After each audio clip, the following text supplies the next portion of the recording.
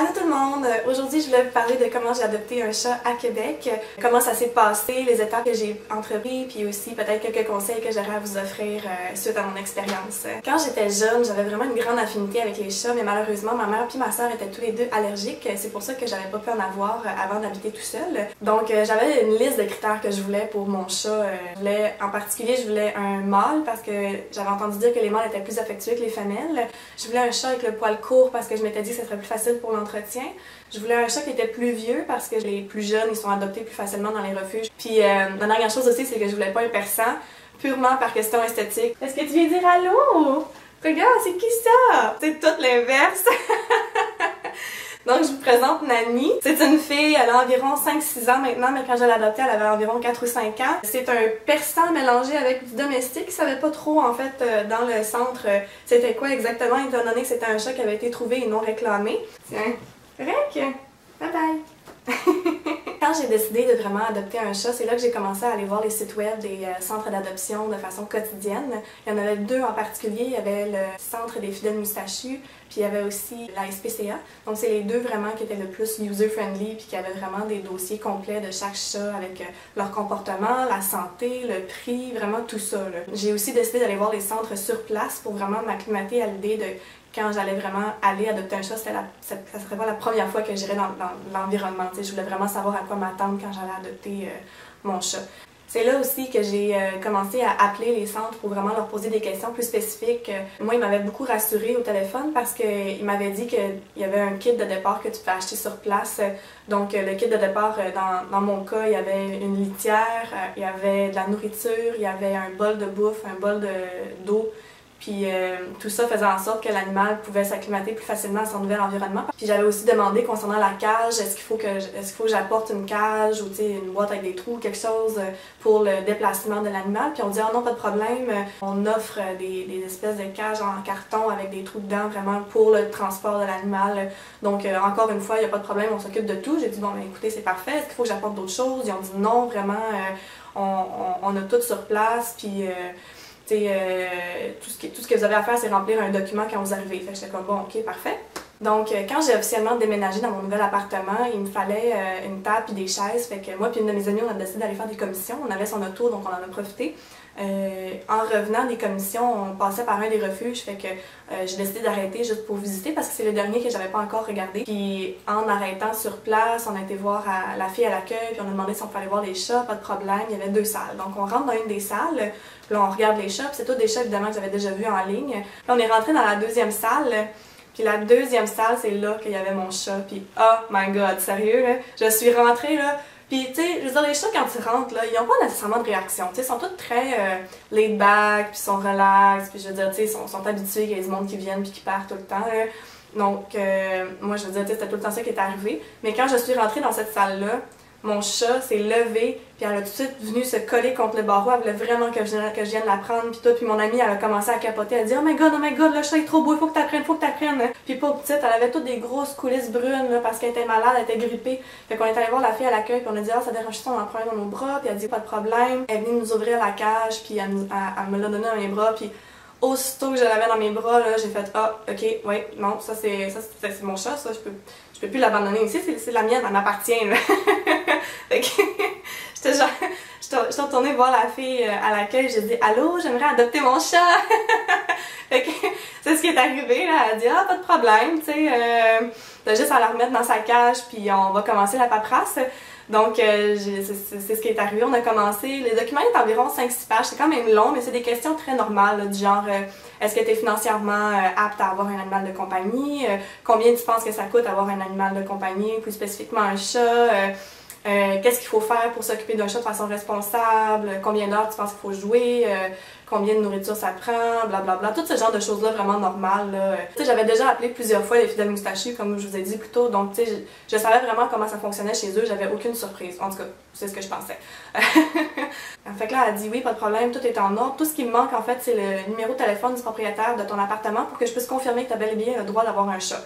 Là, je la regarde, puis je suis comme, on m'a jamais dit qu'il fallait que je fournisse ça, puis j'ai pas de numéro de téléphone, j'habite dans une coop, donc ça appartient à personne en fait, parce que ça appartient à tout le monde, l'immeuble, tu sais, j'ai littéralement pas de numéro de téléphone à vous donner, j'en ai pas. Elle a dit, ah ben là, tu sais, la personne qui t'a signé ton bail, elle, t'as sûrement son numéro de téléphone ou quelque chose. Puis j'ai dit non plus, parce que ça, c'est le trésorier, puis lui, il avait pas de numéro de téléphone, il avait juste un courriel, puis je veux dire, tu sais, je peux pas m'attendre à ce qu'il réponde tout de suite à son courriel comme ça, là. La fille a dit, ben malheureusement, si t'as pas personne, moi je peux pas te faire adopter le chat parce que il me faut une preuve. Fait que là, j'essayais de penser, puis j'étais comme, merde, comment je vais faire? Tu sais, j'ai pas de preuve, puis là, je pensais, puis j'étais comme, ah, yes! Ils m'ont envoyé mes règles de coopérative quand j'ai signé mon bail, ils me l'ont envoyé par courriel. Puis là, je dis ça à madame, puis je dis, est-ce que je pourrais avoir votre internet pour que je puisse me connecter, puis que je puisse vous prouver, là? Elle a dit, ah non, nous autres, on n'a pas internet ici. Bon, ça va bien. Fait que là, mon amie, elle me dit, ah, mais moi, je suis capable de partager Internet avec mon cellulaire. Fait que là, on décide de faire ça. Elle me partage son Internet, je sais pas trop comment ça fonctionne. J'ai réussi à me connecter enfin. Je vais voir dans mes courriels, je cherche. Je trouve le document en question. Là, je commence à regarder dans le document qui a genre une trentaine de pages, sérieux, là. Puis j'arrive à la section animaux. J'étais comme, yes, ok, enfin, il y a une section animaux. Je regarde, puis ça dit, les animaux de compagnie doivent être attachés en laisse dans les aires communes par respect pour les autres membres de la coopérative. Quelque chose du genre. Là, je montre ça à la fille, puis je dis, tiens, regarde, ça prouve que j'ai le droit d'avoir un animal de compagnie. Ça dit qu'il faut que ce soit attaché en laisse. Là, elle dit, ça dit pas spécifiquement que t'as le droit d'avoir un chat. Fait que non. J'étais comme, ah, tu me niaises après tout ce que j'ai fait, je vous ai appelé genre 3-4 fois, puis j'ai tout fait ce que je pouvais, là, j'ai été voir en ligne, puis j'ai la preuve ici que ça dit que j'ai le droit d'avoir un animal de compagnie attaché en laisse dans les salles communes, ça prouve que j'ai le droit d'avoir un animal de compagnie, me semble. Là, la fille elle voulait pas, puis je capotais, puis j'étais comme, oh non, mais je peux pas l'abandonner ici pour petite, j'ai besoin de repartir avec mon chat. Fait que, ultimement, il y a une fille dans un autre bureau en arrière qui s'est comme sortie à la tête, puis elle dit, ah, laisse-la adopter son chat, clairement, elle a le droit, là. Fait que heureusement, là, tu sais, elle était là, elle. Fait que c'est comme ça, en fait, qu'elle m'a laissé adopter mon chat. À la fin, quand je commence à payer, puis tout, je leur demande un kit de départ, puis pas de problème. Puis là, ils me disent, bon, et où ta cage? Là, je suis genre, quoi? Comment ça, ma cage? J'ai pas de cage, là. J'ai appelé, je vous ai dit que j'ai appelé, puis quand j'ai appelé, vous m'avez dit que vous aviez des cages en carton. Là, elle a dit, ah non, on a plus ça depuis la semaine passée. Quoi, man? Depuis la semaine passée, t'as plus de cage en carton, puis genre, vous affichez pas ça sur votre site web, puis vous en parlez pas, puis genre, là, le monde sont censés faire comment, là, s'ils veulent partir avec leurs animaux, genre, on les laisse de même, là, free for all, là, dans l'auto. C'est ce qui est arrivé. Fait que, étant donné que la mienne était particulièrement grippée, puis elle était vraiment relaxe, vraiment mollo, la fille a dit, ah, probablement être correct dans l'auto, là, au pire, tu sais, garde-la sur tes genoux. Là, j'étais genre, ouais, mais c'est moi qui conduis, tu sais, mon ami, je sais pas, là, tu sais, ça va peut-être pas la rendre à l'aise. Fait qu'en fin de compte, c'était correct. C'est comme ça qu'on est parti avec le chat sur nos genoux, puis direction mon appartement. Nani, la première chose qu'elle a fait, c'est qu'elle a été se cacher en dessous du lit. Elle voulait rien avoir avec nous autres. Elle voulait vraiment être toute seule, puis elle voulait être cachée. Fait qu'on l'a laissé faire parce que je veux dire, tu sais, faut qu'elle s'acclimate à son nouvel environnement. Moi, ce que j'ai fait pour essayer de l'aider, c'est que j'ai installé sa litière, puis j'ai installé son bol d'eau, puis son bol de nourriture. Puis ensuite, j'ai juste plus touché à rien, je m'en suis pas trop occupée, j'ai juste laissé faire pour laisser s'habituer à l'idée que c'était maintenant son nouvel environnement. Je m'attendais à ce que ça prenne environ une semaine avant que Nani commence à s'approcher de moi, puis à vouloir de l'attention, puis tout ça. Mais honnêtement, le lendemain matin, elle était couchée dans mon lit, puis elle ronronnait, puis elle était tellement heureuse. Puis vraiment, j'ai une photo qui prouve là, à quel point c'était vraiment un moment tellement juste, c'était le meilleur moment de l'adoption, le lendemain quand elle est venue me voir, puis elle était tellement contente. Puis depuis ce temps-là, elle dort avec moi. Là, je veux dire, c'est un amour de chat, j'aurais pas pu demander mieux. Là. Ce qui est le fun aussi avec les centres d'adoption, c'est que si les chats ils sont malades, qui ont besoin de médicaments, le centre d'adoption, ils fournissent les médicaments de façon gratuite, donc ça c'était génial. En fait, la mienne en particulier, elle avait une grippe, puis il fallait des antibiotiques, il fallait qu'on les donne quelque chose comme à tous les jours, 2 fois par jour, quelque chose comme ça. Bref, ils nous l'avaient tout expliqué sur place comment faire, puis c'était vraiment très facile.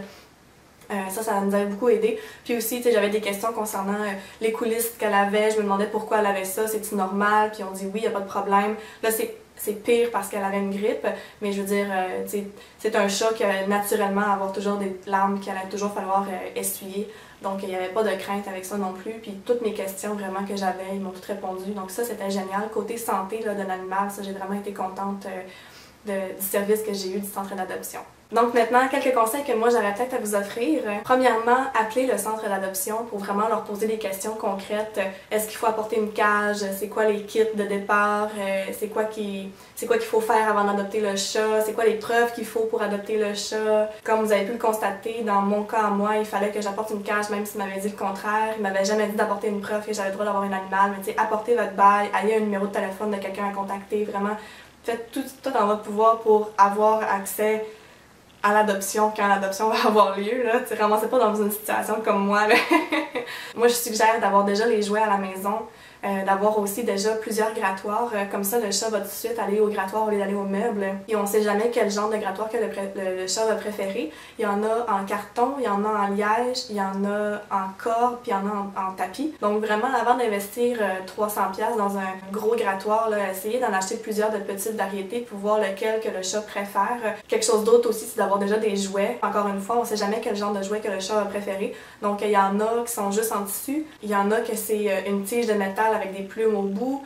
Il y en a que c'est vraiment juste un toutou avec de l'herbe à chat ou sans herbe à chat. Il y a aussi des petites boules de plastique là, vraiment pour jouer, là, comme des espèces de pompons. Là. Donc vraiment, essayez d'en acheter un de chaque pour voir c'est quoi que votre chat préfère, puis ensuite investissez votre argent dans plusieurs de ces genres de jeux-là. Tiens, wouhou!